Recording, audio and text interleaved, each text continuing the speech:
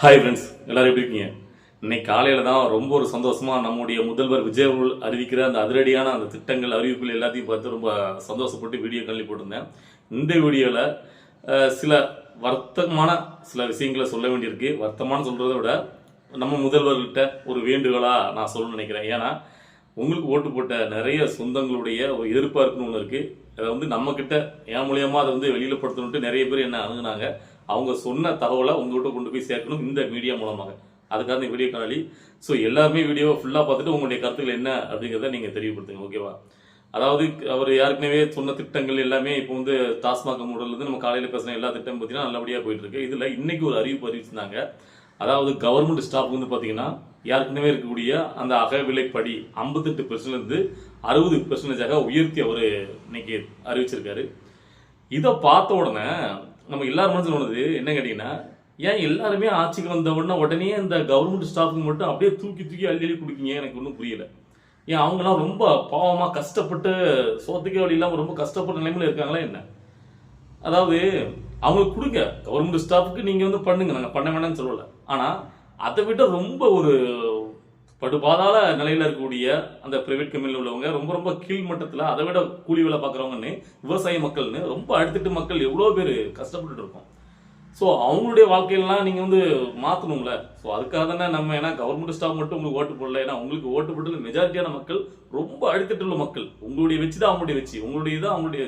So எல்லாமே அவ்வளோக்குள்ள வந்து ஆர்ப்பரிப்போட சந்தோஷம் உங்களுக்கு ஓட்டு போட்டு இன்னைக்கு நீங்கள் முதலமைச்சரை பெரும்பான்மையாக நீங்கள் ஜெயிக்கணும்ட்டு எவ்வளோக்குள்ள குரல் கொடுத்தாங்க. எல்லாருமே ரொம்ப ரொம்ப அடித்தட்டு மக்கள், எல்லா மக்களுமே கொடுத்துருக்காங்க. உங்களுக்கு புரியும் நினைக்கிறேன்.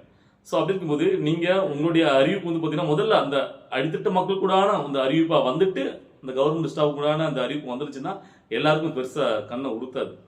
ஸோ இது வந்து நான் மட்டும் இல்லை, என்ன மாதிரி நினைக்கக்கூடியவங்க, அதாவது நான் உங்களை தவறாக சொல்லலை, நீங்கள் இப்போ வந்திருக்கீங்க, நீங்கள் பண்ணக்கூடிய எல்லாமே நல்லா தான் இருக்குது. இருந்தாலும் இந்த சின்ன ஒரு வருத்தம் வந்து எல்லாருக்கும் தோணுது. அதை விட இன்னொரு வருத்தம் இருக்குது. மெயினாக அதுக்காக தான் இன்னைக்கு விடிய காணொலி. என்னன்னு கேட்டிங்கன்னா, திமுக 2021 தேர்தல் வாக்குறுதியில் சொன்னது, அதாவது நாங்கள் ஆட்சிக்கு வந்தால் மகளிருக்கு மாதம் மாதம் 1000 ரூபா அந்த மகளிர் உரிமை தொகையை நாங்கள் கொடுப்போம் அப்படின்னு சொல்லி அறிவிச்சாங்க.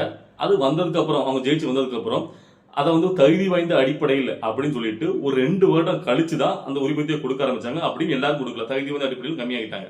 ஸோ அதுக்கப்புறம் தேர்தலுக்கு முன்னாடி, இப்போ இந்த தேர்தல் வர்றதுக்கு முன்னாடி திரும்ப நாங்கள் கொஞ்சம் எடுக்கும், அதாவது கிடைக்கப்படாம அப்ளை பண்ணுங்கன்னு சொல்லி அப்பவும் எல்லாரும் கிடைக்கல. ஸோ ஒட்டு மொத்தத்தில் அவங்க வந்து எல்லாருக்கும் அந்த மகளிர் உரிமையை கொடுக்கல.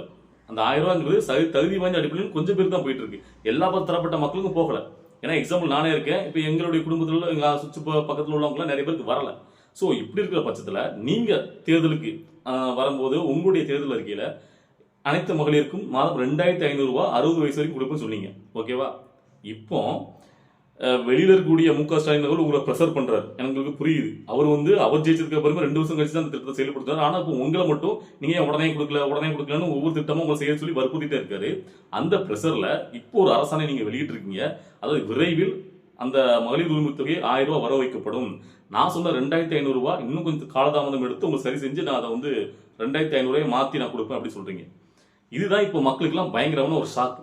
என்ன கேட்டிங்கன்னா, யாருக்குனவே தகுதி வாய்ந்த அடிப்படையில் அவங்க கொடுத்துட்டு இருக்காங்க. ஸோ அதே ஆட்களுக்கு நீங்களும் அதே மாதிரி செயல்படுத்திங்கன்னா அப்போ கிடைக்கப்படாத மக்கள் எப்படி அவங்களுக்கு கிடைக்குங்கிறது ரொம்ப ஷாக்கில் அதிர்ச்சியில் உட்காந்துருக்காங்க. ஏன்னா புதுசாக ஒரு அரசு பொறுப்பேற்றதுக்கு அப்புறம் அந்த பழைய திட்டம் இல்லாமல் எல்லாருக்கும் உரிமை தொகை அப்படிங்கிற மாதிரி எல்லாருக்கும் நீங்கள் வந்து அதை புதுசாக எல்லாருக்குமே எடுத்து நீங்கள் எல்லாருக்கும் கொடுக்கணும்.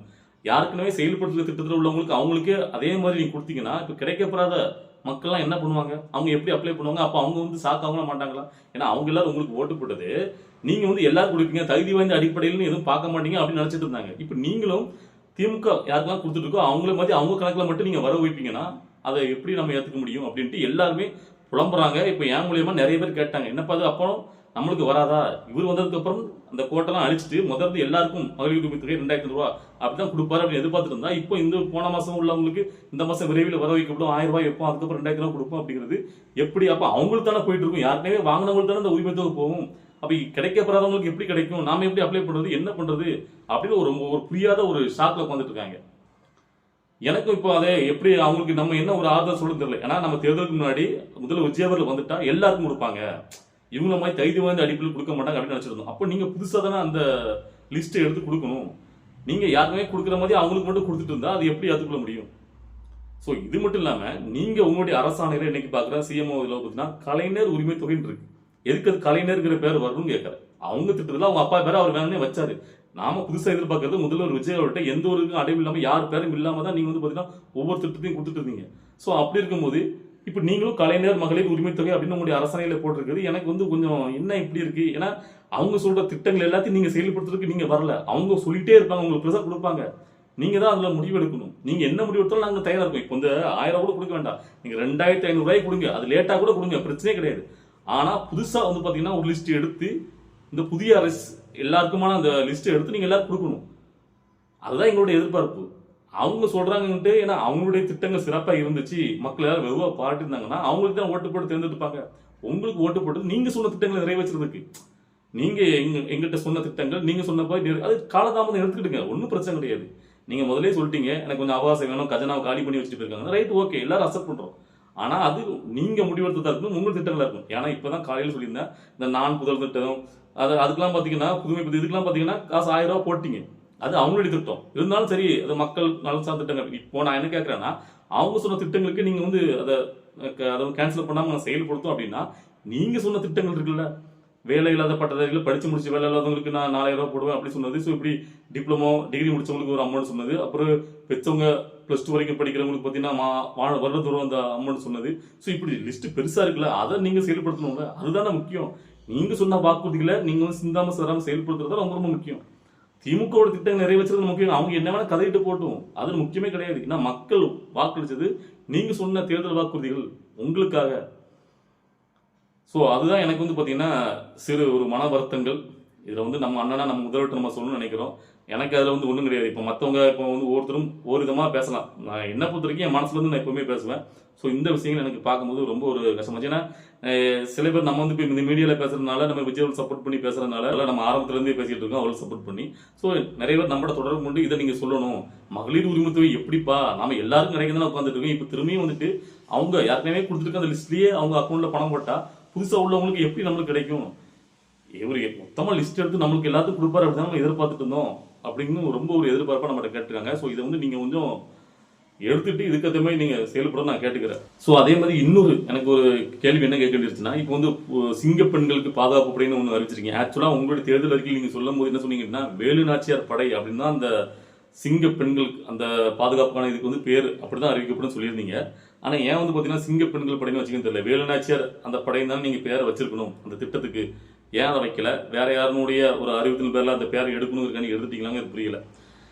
ஏன்னா நான் எதுக்கு சொல்ல வரேன்னா, நீங்கள் வந்து ஃபர்ஸ்ட் வந்து ஒன்ஸ் ஒரு விஷயத்தில் நீங்கள் முடிவு பண்ணிட்டீங்க அப்படின்னா அதில் நீங்கள் ஸ்டாண்டர்ட் இல்லைங்க. நீங்கள் அந்த விஷயத்த நீங்கள் எப்பவுமே உங்களுக்கு நான் அறிவுரை சொல்ல தேவை கிடையாது, 100 தடவைக்கு 1000 தடவை யோசிங்க. ஆனால் அதை ஸ்டாண்டர்ட் இருங்க. ஏன்னு கேட்டிங்கன்னா இப்போ இந்த ஜோதிடருக்கு அரசு பதவி கொடுத்தது மற்றவங்களாம் உங்களை வந்து பார்த்தீங்கன்னா அதை வந்து ப்ரெஷர் கொடுத்து அது எடுக்கணும்னு சொல்லி நீங்கள் எடுத்தீங்கன்னா அப்போ உங்களுடைய முடிவில் நீங்கள் வந்து பார்த்தீங்கன்னா அந்த முடிவு எடுத்ததுலேயே தவறுங்கிற மாதிரி ஒரு அபிப்பிராயம் உண்டாயிரும் மக்கள்கிட்ட. ஸோ நீங்கள் வந்துட்டு ஒன்ஸ் ஒரு முடிவு எடுத்தீங்கன்னா அதில் உறுதியாக இருங்க. மக்கள் அதாவது என்ன பொறுத்த வரைக்கும் மக்கள் எல்லாரும் உங்கள் பக்கத்தான் இருக்காங்க. ஸோ நீங்கள் என்ன ஸ்டாண்ட் எடுத்தாலும் நாங்கள் ஆதரவு கொடுக்குறோம். ஆனால் அதில் உறுதியாக நில்லுங்க, பேக் அடிக்காமல் நில்லுங்க அப்படிங்கிறத எங்களுடைய திமுக தோத்து போட்டேங்கிற எல்லாம் திரும்ப திரும்ப என்னத்தையாவது சொல்லிகிட்டே தான் இருப்பாங்க. அதை பண்ணுங்க, அவங்க சொன்ன திட்டத்தை பண்ணுறதுக்கு நீங்கள் வரலை. திரும்ப திரும்ப நான் அதை சொல்கிறேன், உங்களுடைய சுய அந்த முடிவில் தான் இருக்கணும் எதாக இருந்தாலும் அப்படிங்கிறது என்னுடைய ஒரு எதிர்பார்ப்பு. ஸோ அதை விரைவில் நீங்கள் வர்ற காலங்களில் சிறப்பாக செயல்படுவீங்கன்னு நம்புகிறேன். ஓகேவா? ஸோ இதான் என்னுடைய இந்த வீடியோ பதிவில் இந்த இதாக பேசணும்னு எல்லாருடைய வற்புறுத்தலையும் நம்முடைய சொந்தங்கள் வற்புறுத்தலையும் இதை நான் சொல்கிறேன். ஸோ இந்த வீடியோ பார்க்குற மக்கள் இதை எல்லாரும் பார்த்துட்டு இதை ஷேர் பண்ணுங்கள்.